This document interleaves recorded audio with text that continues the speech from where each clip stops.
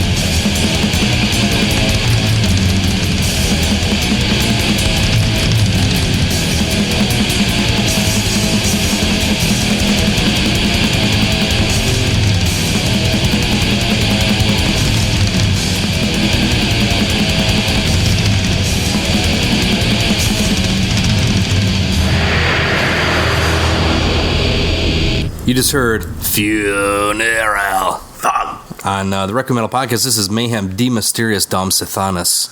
And it's about time. I mean, this is a pretty prolific record, I think, and the lexicon of black metal, as it were, although it was kind of put out after the fact of a lot of, I think there's 4 Dark Thrones and like 5 Burzums out. I think Philosophem even came out before this came out. By the time it finally saw the light of day. Yeah. There's so much, well, I'm Mark. Oh, I'm Jason. If you don't know by now.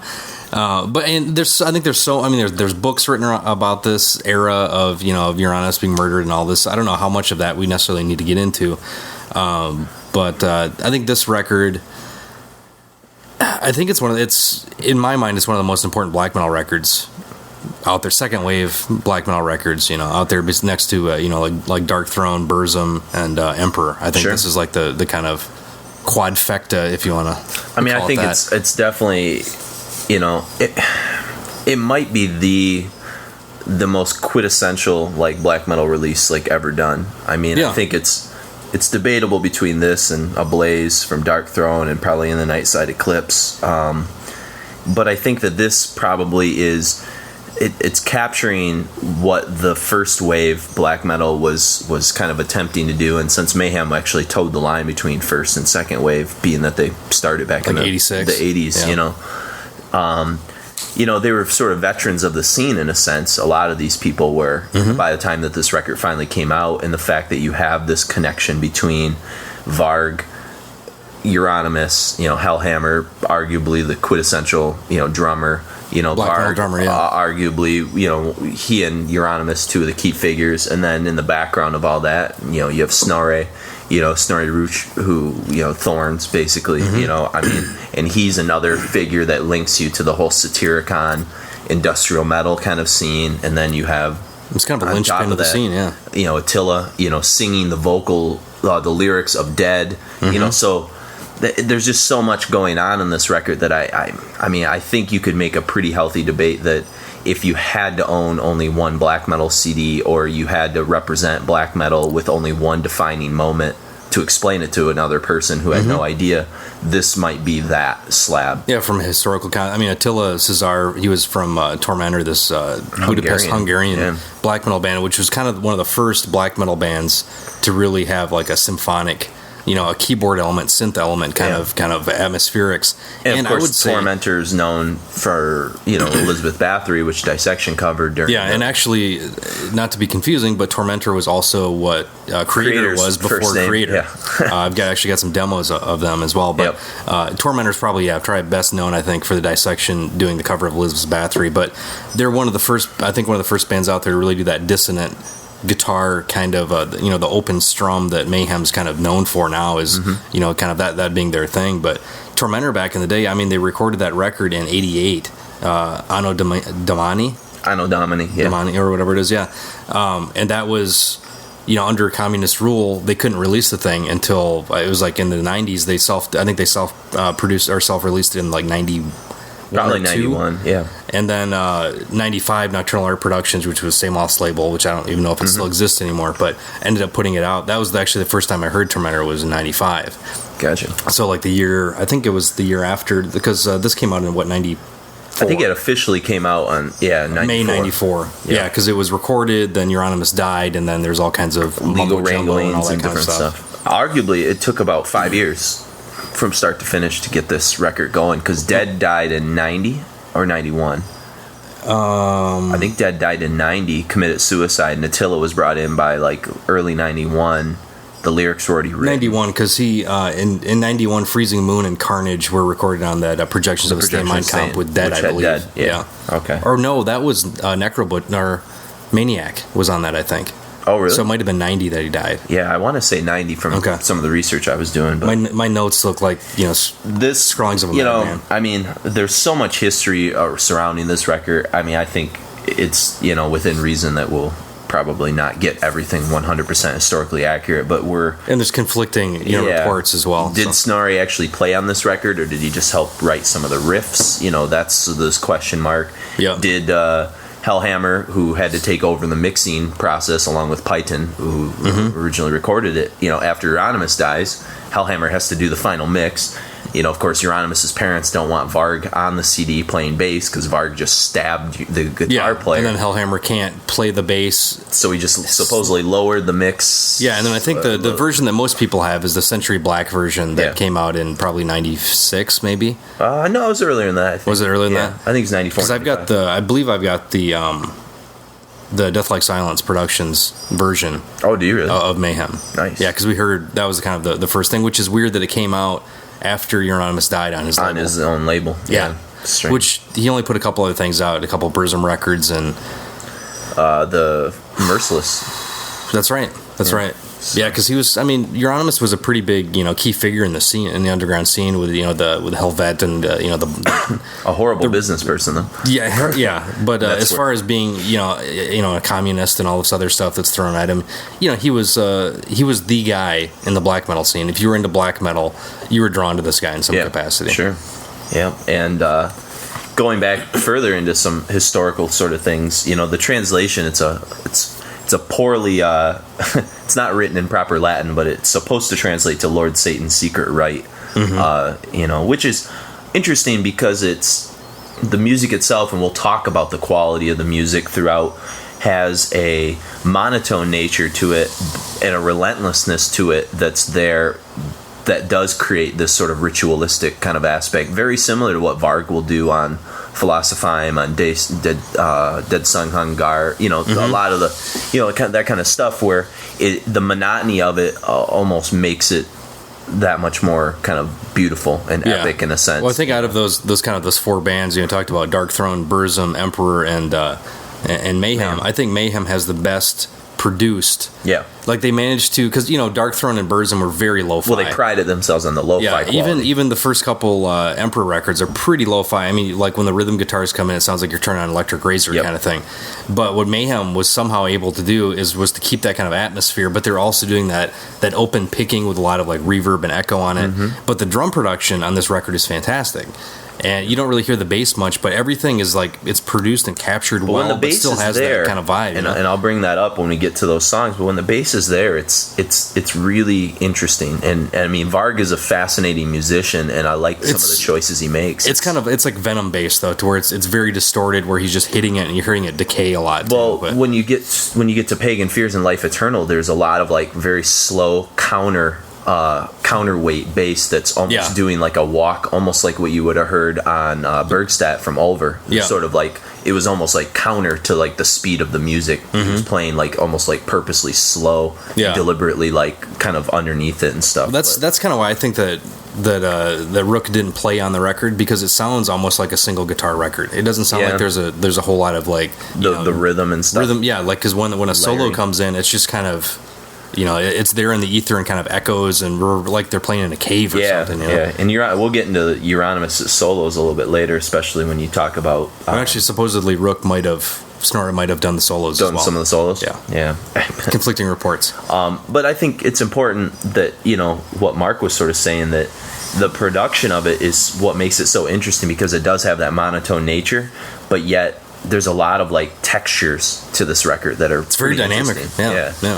And the first few times I heard it, it was so oppressive and overwhelming to me. I didn't really know how to process all of it. I think I lopped on right away to like Freezing Moon, because there were more kind of dynamics. There's hooks in it, yeah. And then Pagan Fears has some like catchy, kind of almost like death metal parts, is what we'll kind of talk about later. But Attila's vocals, which you just heard, with on Funeral Fog and stuff, is, I mean, they're terrorizing, they're atmospheric, they're sort of brave in a sense in how far he's going with them. They're similar. I don't know how many people are familiar with the term, but the agony vocals, which I can't even think of another band that really does that. But as far as being maybe one of the most like, I guess, kind of like art house black metal bands, I think Mayhem kind of fits that bill, because they were doing like, vocally they were completely different. Guitar wise, they didn't sound like anybody else. Drums, nobody played that tight. Yeah, Hellhammer is just, he's a machine on this record. Yeah, to be able to play the double bass, the blast beats, you still have cymbals and still be able to hear the whole thing. Where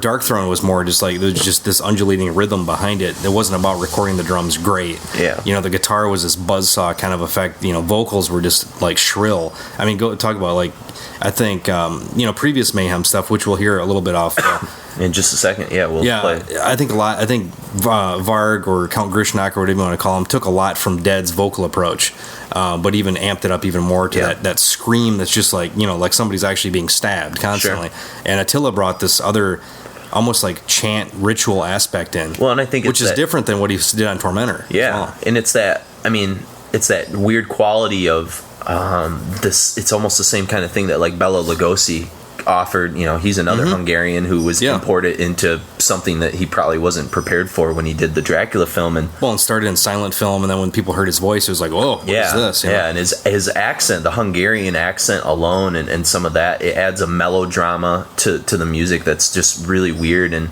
this mystical Carpathian, like Transylvanian quality that's otherworldly, in a sense, it's the accent combined with the way they actually like the way he enunciates words, and I don't know if that comes back to pronunciations of Hungarian stuff or not, but it's just it's so weird choices where he's picking like what to emphasize. And I mean, just in the song you heard, the opener, Funeral Fog, the chorus itself is kind of magical. The way he enunciates funeral.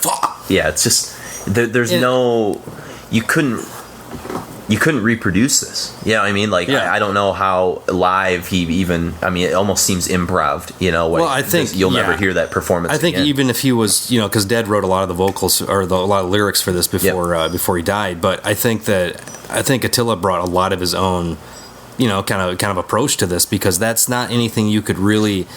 Couldn't teach it. You couldn't teach it. You couldn't have it annotated out. And I think they kind of, they had this like real respect for this guy because this was kind of a pioneering black metal band, and let him do his thing.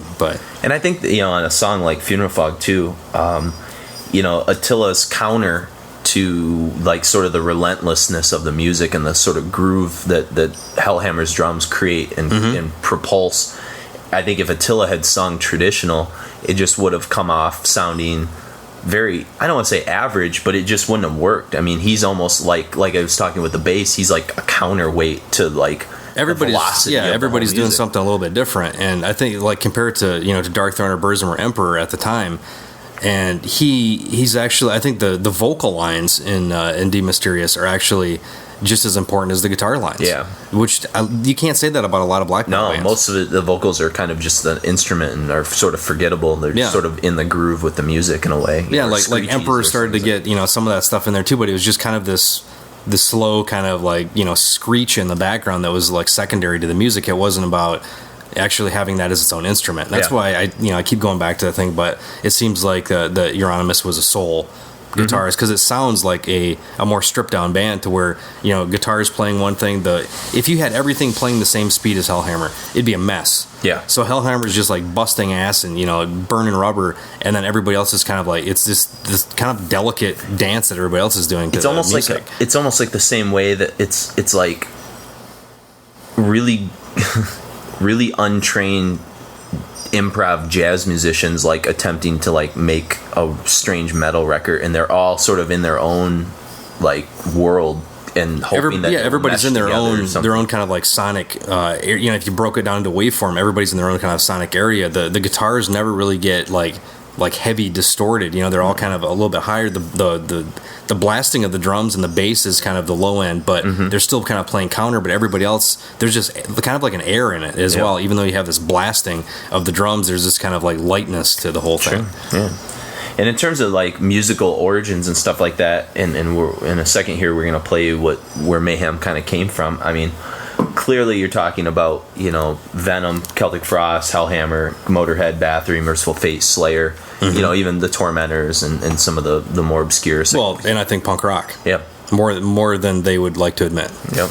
Well, and that's where, the Motorhead aspects, I mean, you listen to Deathcrust, I mean, it's a punk rock. It's a punk rock record, punk rock. I mean, the whole EP is kind of like a punk rock record with, these just ridiculous over-the-top vocals that I don't think anybody had heard up to that point. Yeah. And here we have an example of a song from the sort of early Mayhem era. And one of the problems with Mayhem has been, at least up until this point, is that they never really recorded a lot of proper tunes. They really... You could call Deathcrust an album, but it's more of an EP. It's not. I think it's kind of considered an EP. I mean, it's from '87. Yeah. And it was... I don't think it was widely released. So I think as far as they had such like notoriety within the scene without even putting records out that I can't think of another band today that's like that. They had such like a live presence and reputation. Yeah, it's kind of weird. So what are we gonna hear here with Chainsaw Gutsfuck? Chainsaw Gutsfuck. This is kind of almost like a companion piece to Deathcrust, as far as it's kind of the punk riff. It's very primitive as far as, I mean, even, you know, the kind of subject matter is not necessarily the black metal that we that we know later on, the more serious kind of take on a lot of this. I think it's a lot of kids trying to be obnoxious and offensive and basically just kind of be provocative, you know. Sure. And that's what Mayhem will be good at. So, and this is, I think, for a lot of people that haven't heard old Mayhem, Dead's vocals are going to be kind of a little bit of a shock. I remember the first time I had this on vinyl way early on, and probably like 95 or something. And just hearing Dead's vocals is just like, this is the most obnoxious thing I have ever heard. Yeah. And I mean, Attila's pretty obnoxious in his own right, but in a more mystical kind of way. More refined. Yeah, there's some kind of method to his madness. Dead was just, he was a tortured kid that I think was just kind of trying to be as extreme as possible. Yeah, so. All right, so let's check out Chainsaw Gutsfuck real quick, and then we'll sort of come back and get back into some De Mysteriis.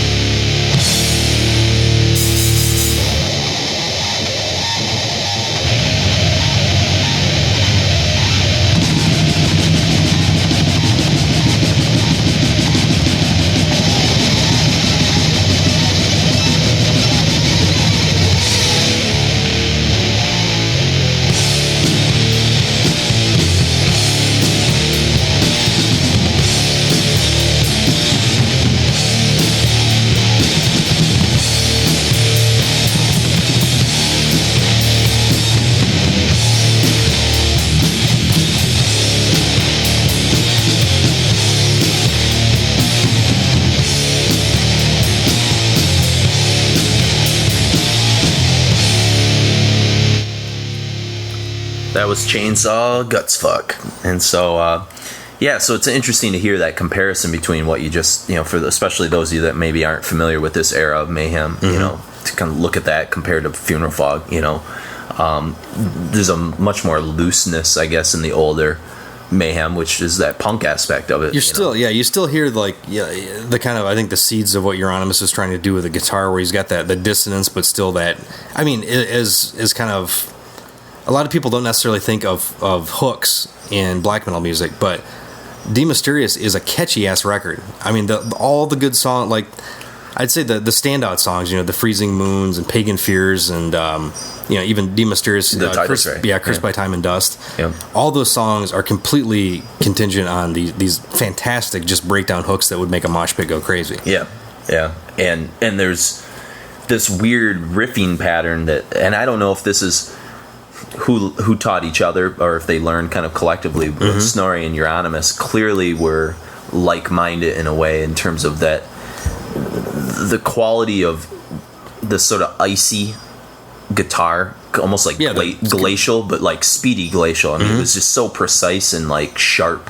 And Satir obviously has picked up on that with like later days Satir kind of stuff. Yeah. And even Abath to some extent understands the sort of the nature of that sort of like icy kind of hook, guitar. I'm wondering if a lot of that comes from these kids being really young, not knowing what they're doing, and worrying about guitar tone before knowing about what actual chords and stuff are. Yeah. Because I think Snorri Rook is more of an avant-garde musician than a lot of these other guys. But he's go back, like listen to the early Thorns demos, and then the new Thorns show we did, actually. Yeah, exactly. Yeah, go back and listen to that. Didn't we do one all just about the 2001 record? Well, no, we actually looked at all of Thorns, even back in the demos and stuff like that. Yeah. Because that's a guy who's incredibly influential, who not many people talk about unless you really dig kind of deep in this, but he's so influential in the scene. That's your other example that we were kind of thinking about is another band that lived off of Reputation for as long as Mayhem did without putting something proper in its Thorns, and he's part of this whole nucleus of this, so one thing before we sort of move back into talking about Freezing Moon and the continuation of the record is about the cover, because the cover was always pretty mysterious. It's a silhouette of the Nidarosdomen Church, which is in Trondheim, Norway. Speaking of Thorns, that's where Snorri's birthplace is. That's where the crown jewels of the royal family in Norway are found. Nice. And supposedly that was a place that was talked about as a potential arson target. So. Yeah, because wasn't that one of the places where the explosives were found in Varg's, that him and Euronymous were actually talking about blowing the thing up at one point. Yeah. So, and there's a mysterious quality to it. And if anybody's familiar with Ghost and you look at Mysteriis cover, you can see a little bit of where some reference might have happened there. Yeah, absolutely. Ghost probably is taking more of a Scooby-Doo castle kind of approach to it. Yeah, but and Mayhem is for being as like kind of serious they were about being Satanist and communist and anti-government and everything else. That's a pretty hammer horror kind of cover to have. But that, and then having the back of the silhouette of him and Hellhammer, it's it's pretty sweet. And I know I remember when I first found this, I stumbled upon Mysteriis used for in the cheapo bin at New Moon. I pulled it out and asked Chris. He was working. I said, "Is this any good?" He just sort of stared. He's like, "Where'd you find that? Why was Mayhem Mysteriis for $2.99 in the little shit bin?" He's like, "Buy it." I found Sentence Norts from here and there too. Yeah, it's just it's a strange world sometimes. But I remember showing that to Grindcore Coon, and he freaked out because he claims, and this is Grindcore Coon's a mysterious figure himself. He's an enigma. He claims that he used to have dreams about Euronymous, but before he even knew who Euronymous was, and he had never seen that picture ever. And to be fair, we had never seen that Kerrang article or anything. Are you talking about the high contrast photo or the picture of him with a sword? No, the photo of just the high contrast back photo. He saw that and he goes, "Dude, I've had nightmares about that guy." And I'm like, yeah. So if like Michael Myers, if you're into some weird or if you drink a lot, that's good. There you go. Sometimes you see things. So, but it was always pretty. I always kind of had that thought, and then of course when the reputation of what this record had on it and all the death and killing and weird stuff that surrounded it, it was just always a mysterious thing. But all right, probably the most well-known song on the record is "Freezing Moon." I might go so far to say this might be the quintessential black metal song. If I had to narrow it down, like I said, to one song, it might be this. I Am the Black Wizards is pretty close for me too. Yeah. But this seems to sort of capture.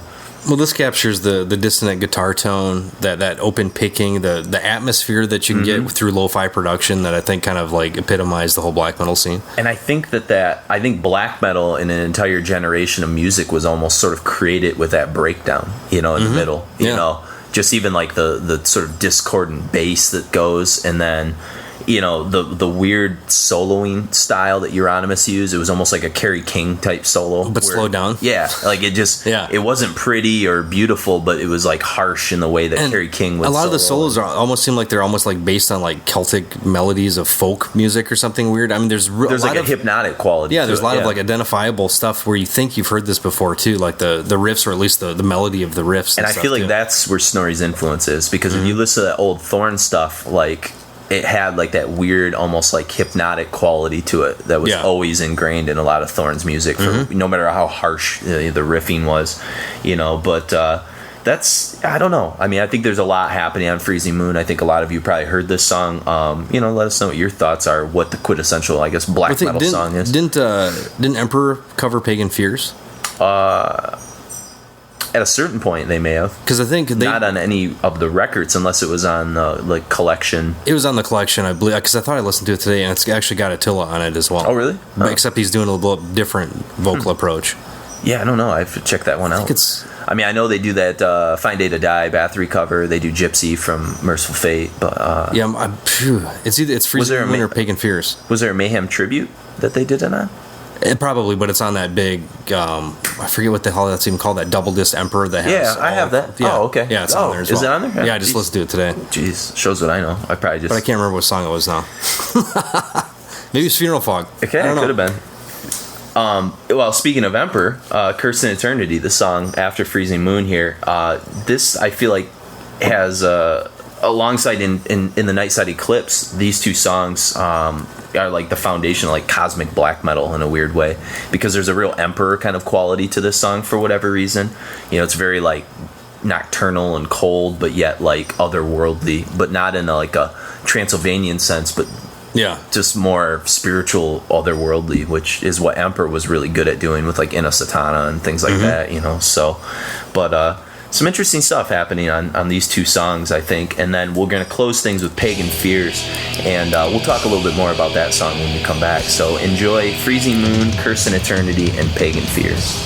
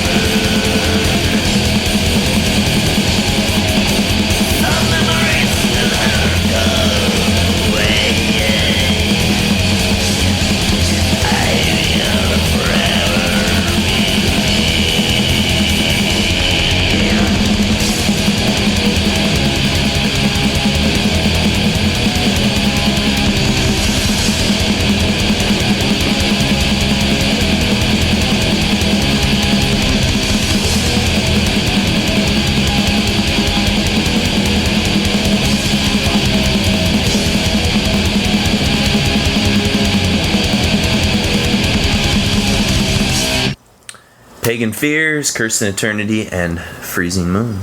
What are your thoughts on Pagan Fears? It's just kind of a oddball tune in terms of how it starts, with almost a progressive death metal kind of opening. That riff is just that it's a bizarre riff that ends up, you see it in, it kind of goes on to like later on Dark Throne, and but not the same.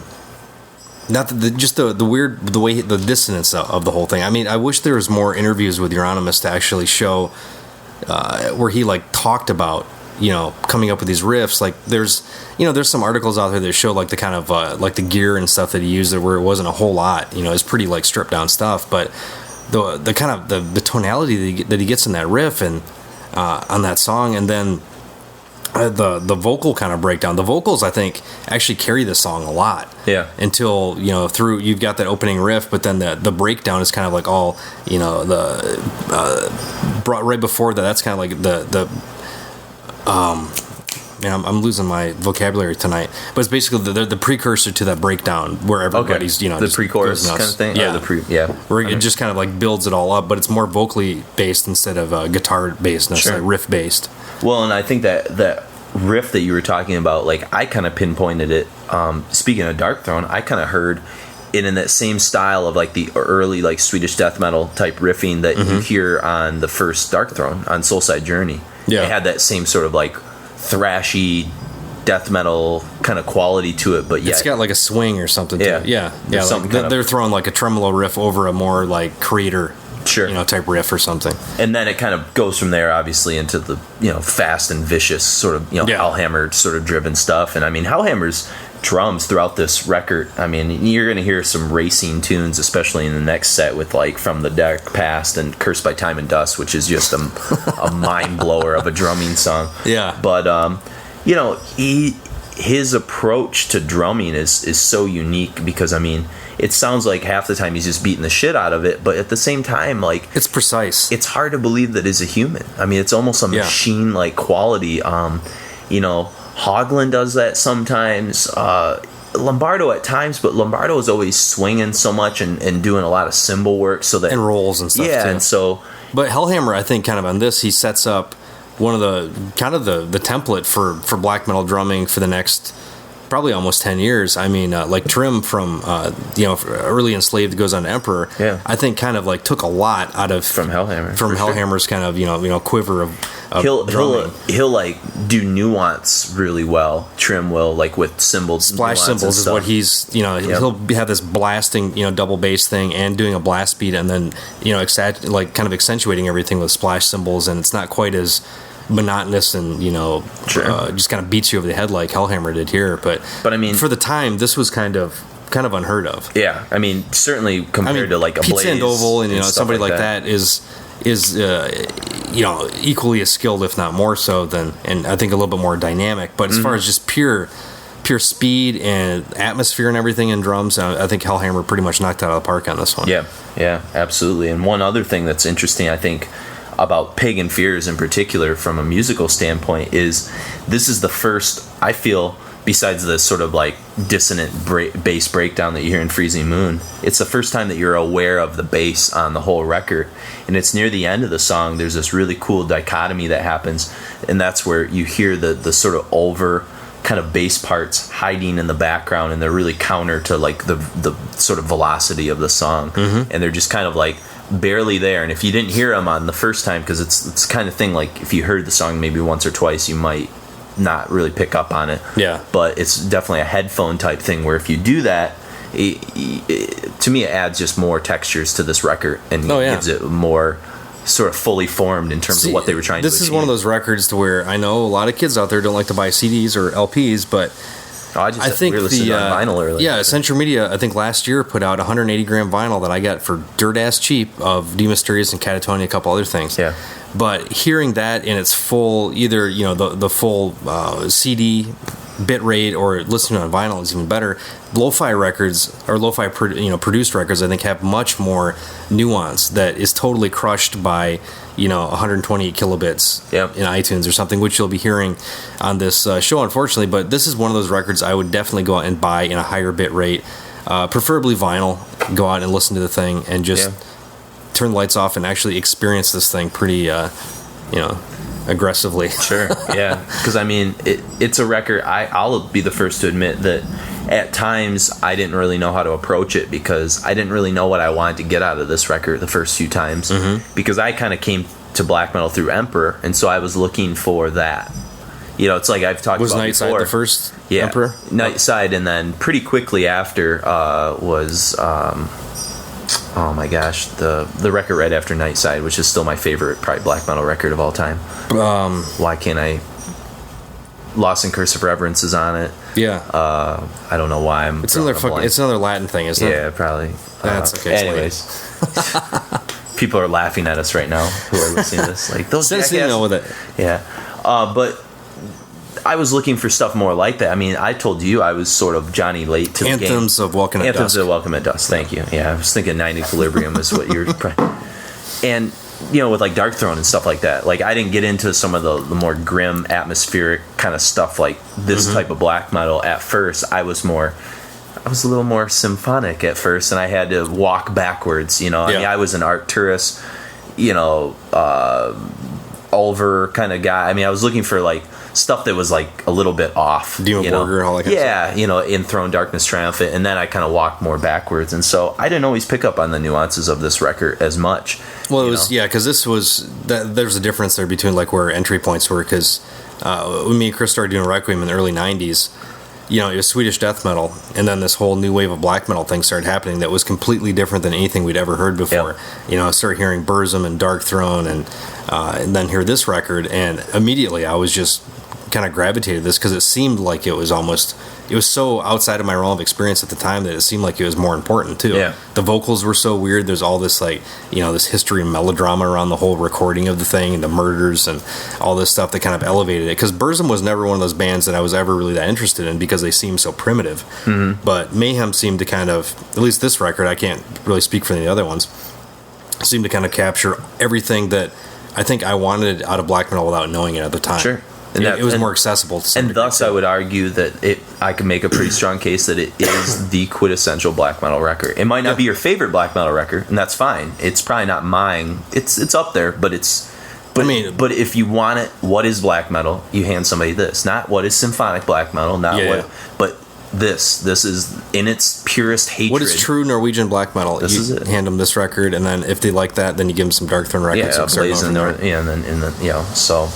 Under Funeral Moon, and then you give them Transylvanian Hunger. And actually, the funny thing is that all those came out previous to this record, which was kind of bizarre since everybody talked about how Euronymous, and Mayhem, they're this unbelievable thing, and then Dark Throne kind of beat them to the draw. But there is a little bit of comeuppance too by the time it comes out. It's sort of like that Thorns record that was put out in 2001. By the time it finally came out, you're like, damn, this is good. It was. There's a lot of hype about this, but damn, this kind of came out of nowhere. But I think one of the most interesting songs on the record is the next one we're going to play, which is Life Eternal.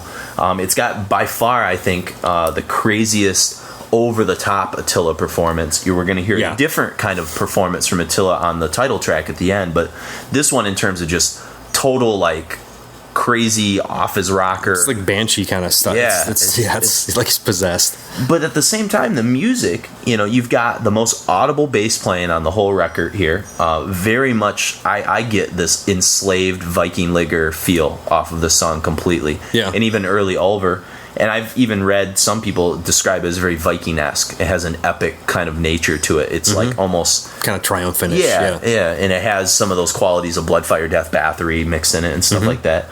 And then you get, probably, alongside some of the weird, messy soloing on Freezing Moon, probably the best guitar work from Euronymous on the whole record, which is the soloing that he's doing, which is pretty innovative. It's different. It's like left of center. You don't really... Well, and other black metal at this point in time, solos were kind of not in the picture. Against that. Dark Throne had some, but they weren't what we really, think of solos when we think of, some kind of solo that actually, that adds more to the music or that elevates the tone of it or something, or that makes it more aggressive. Dark Throne was more about oppression, I think. And I think when you tear everything away, I think Mayhem's a very conventional band. They have very kind of like classical approach to to composing the music and everything, except they just had that extreme bend where they turned everything. Yeah, they drench certain aspects in avant-gardism, and that's what sort of makes them extreme, and so unique. But not too extreme like Morbid Angel. Yes. Yeah. If you've heard the new record. Listen to the last episode, guys. Oh, man. And gals.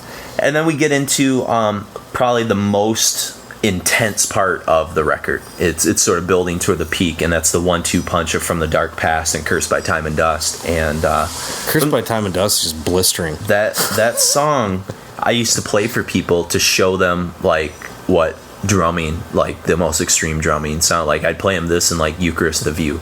Yeah. Those two songs, and like I was like and it's the totality of Cursed by Time and Dust. It's not the beginning of it, it's not the end. It's listen to all 3 minutes and 34 seconds because it's relentless. He'll take breaks. That's the best part. Yeah, you can almost hear him breathe for like half a second, and then and then it just goes back into it's like a tank. It just is. Well, that's why I think a lot of these crushing you. These early records from these bands where these kids are probably like 19 or 20. Euronymous was a little older in this, but where you can tell that. The way the songwriting is constructed is based on their physical endurance sometimes. Yeah. And actually, I've played along with on drums to this album before, and it is unbelievable. It's a great workout. Well, that, and I'm not a young man anymore, and I'm not in the greatest physical condition, but playing 2 or 3 of these songs, I'm wiped out. Yeah. Let alone doing an entire record this way and as precise and all that stuff as all this is happening. And I've seen Hellhammer twice live, and I mean he's got this weird. I don't know if it's always been this way, but he has almost like this effortless kind of like look to him. Like as he's playing, he's just doing his double bass like it's no big thing, and then everything is just kind of nonchalant, hitting cymbals and doing blasts, and it's very relaxed. It's very Northern European. He's not he's not putting a lot of like emotion out. He's well, just it's not like the Mike Smith Suffocation blast beat to where he's like caveman beating the shit out of that drum. Yeah, or the guys from like Dillinger and Mastodon, how their whole body's like in it. Oh yeah, and they're like totally going around it, but there's just like this relaxed nature, and even Trim from Emperor. I've never seen Emperor, but I saw him playing Zyklon. I was kind of back behind the stage a little bit. I kind of wanted to see his double bass work and everything. Guy's a machine. I don't know how people play drums like that. Yeah, I've seen Trim with Emperor before a couple times, and he's pretty crazy stuff. But yeah, I mean, I think Hellhammer takes the cake, and this isn't even near his best drum performances. I'd say the stuff he does with Arcturus is infinitely more challenging on some artistic level. Yeah, this is probably my favorite. It's probably not his best artistic performance. Yeah. But as far as like kind of like throwing his hat in the ring, this is... This kind of... It makes everybody just like, fuck it, I'm not going to play drums anymore. Yeah, definitely.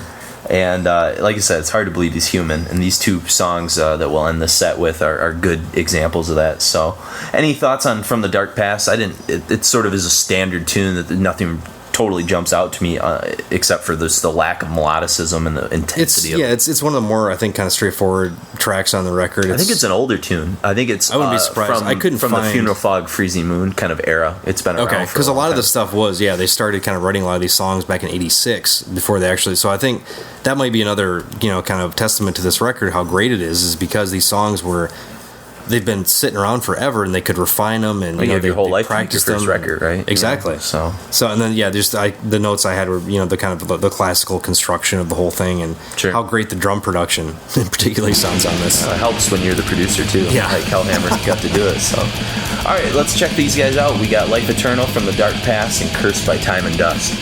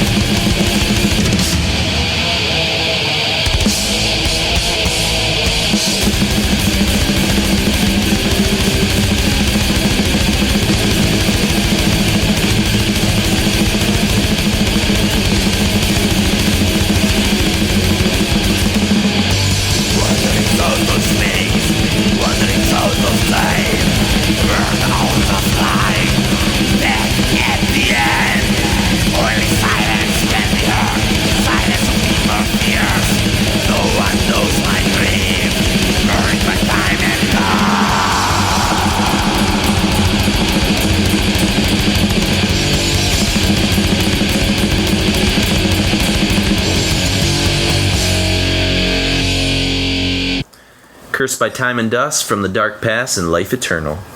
And that leads us to our conclusion, the title track, Mark. Die Mysteriis Dom Sathanas, as they say. I'd start to talk like David Warner. I think this riff that opens the song has got to be in the Hall of Fame as one of the best quintessential black metal riffs of all time. I mean, it conveys like pure evil, like the gateway of like hell is sort of like opening. Yeah, and then when Hellhammer comes in, it's just it sounds like a pat thing, but that's something that it's so hard to even. I don't know if anybody's really matched this atmosphere in a long, long time. I mean, you're up in the game, like Thorns kind of did this more.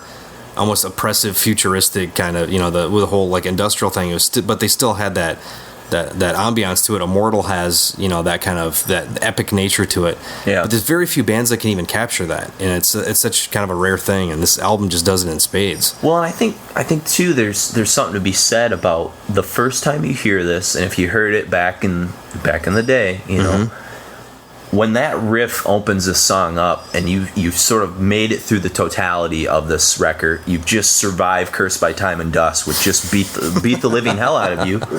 When that riff kind of comes in, it's like all the history of the band and the controversy is sort of wrapped in it.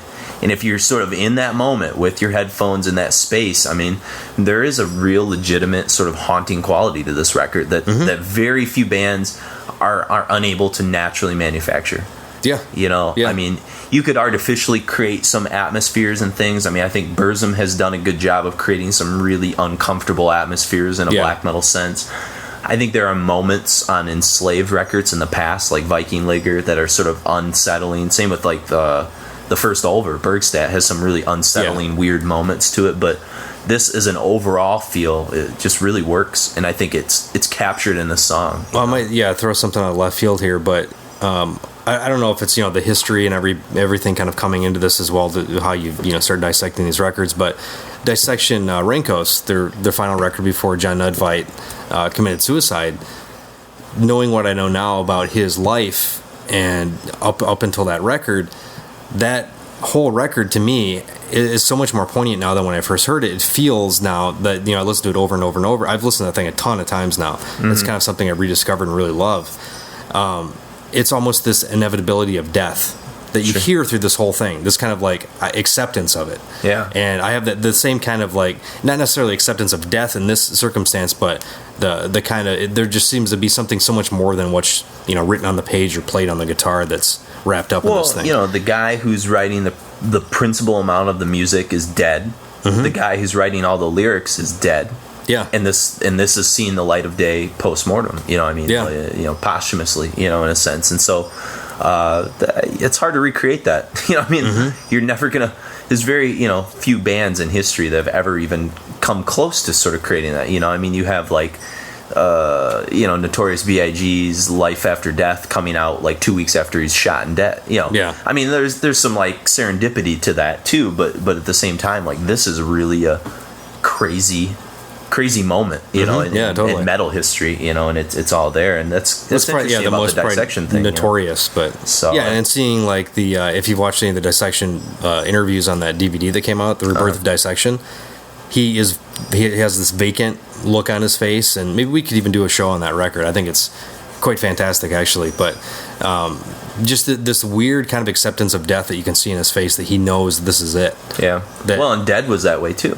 Yeah. And that's probably coming through in the nature of the lyrics, and Attila's interpretation of those is so great, and especially on this last song, the moaning and the weird haunting sort of chants and incantation qualities of De Mysteriis, But for some reason, all this stuff hits me more than, say, like an Elliott Smith, who I think was a pretty great songwriter when it came down to it. But I think the melodrama of black metal, Satanism, all that kind of stuff added to it makes it even that much more kind of ridiculous. And although to be fair with Elliott Smith, like I still have a hard time listening to like Needle in the Hay, because I think of Luke Wilson's scene in Royal Tenenbaums committing suicide or attempting. Yeah. And Elliott Smith stabbing himself through the heart at the same time. Like, Jesus Christ, there's a lot going on in that song alone. That's a pretty black metal way to go out. Yeah, it's pretty grim. Pretty grim. So, but there's some grim weather going on in the background. Maybe the microphone's picking up the stormy weather. Yeah, it sounds like the beginning of Override the Overture. Yeah. There's some tremolos coming. Yeah, you'll hear some tremolos probably in this song, That's too. That's But, right. but yeah, this is a good way to close it, and I think, again, if you're in the right sort of frame of mind, a very haunting, disturbing song, and hats off to Attila for this performance on this song, and the whole record, really. It sort of stands the test of time. And it's an unconventional performance. I think it's, I don't really remember hearing a whole lot of backlash, because it was almost like mysticism hearing this record, because it was so touted as, oh my God, this guy's dead, is it ever going to come out, and all this kind of crap. And, I've never really heard a whole lot of backlash or even people like poking fun at his approach to vocals at all. Yeah, and I prefer him to Dead personally, but that's just because he's so unique. It's nothing against Dead. Yeah, I mean, it was a different era. This is kind of the refined era. I prefer Attila Cesar over Maniac for sure. Any day of the week. That might be a personality thing, even though Attila's kind of a dick as well in person, but I don't know. Yeah, that's a tough one. I'm Mayhem's kind of a band where I think of them just as this record. Yeah. That's kind of where I'm at with them. Yep. Although Jeff Wagner's told us to kind of try and dissect Grand Declaration of War, which I just picked up used, so we'll make that attempt and maybe make some sense out of that. It's a different band, I think, though. It is a different band. Yeah. I agree. Hellhammer's the only kind of linkage, Yeah. And Necro Butcher kind of making a comeback. But anyways, we're not talking about that era, man. So let us know what you thought on this record. If it's a controversial record, I'm sure you got some of your own controversial thoughts. RequiemPodcast@gmail.com, or check us out on Facebook, Mark and Jason, or on iTunes. Leave us a review. Check us out at RequiemPodcast.com. You can be an executive producer there. That's right, and help us incur the fees of this show and show how much you support. But I'd like to take a moment and say thank you very much to everybody who's done the iTunes reviews. I think we have a 5-star rating consistently for the last 3+ years. Yes, we do. And great reviews, some of the ones that are written out. There's a lot of passionate stuff there. So yeah, we really appreciate it. We know the metal community is tight, and we'd like to make it even tighter. Heck yeah. So enjoy De Mysteriis Dom Sathanas. And this is Jason. And Mark.